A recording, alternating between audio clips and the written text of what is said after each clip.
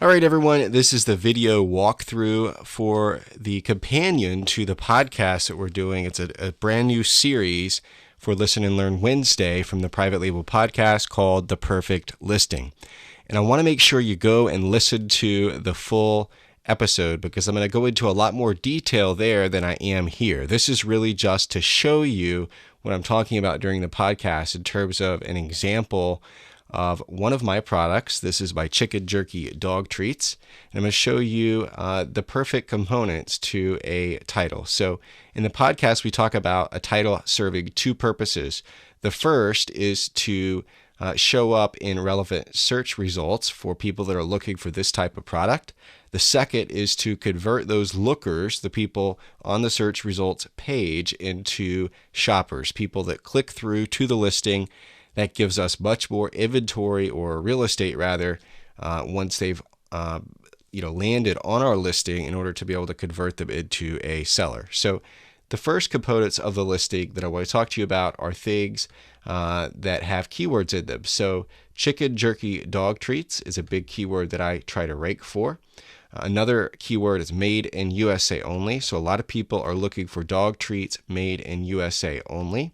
And then another thing that people look for is dog treats with no fillers or no additives or no preservatives or some combination of those three.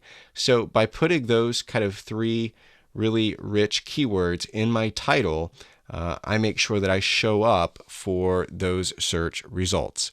Now, what I recommend doing is picking your top 2 to 4 keywords and trying to find a way to work those into your title in such a way that it makes sense. You don't want to just stuff keywords in there and have a rambling title that doesn't make sense. So the litmus test is to do what I do, which is to kind of read it out loud and make sure it sounds good, make sure that it's cohesive and it makes sense when you hear it.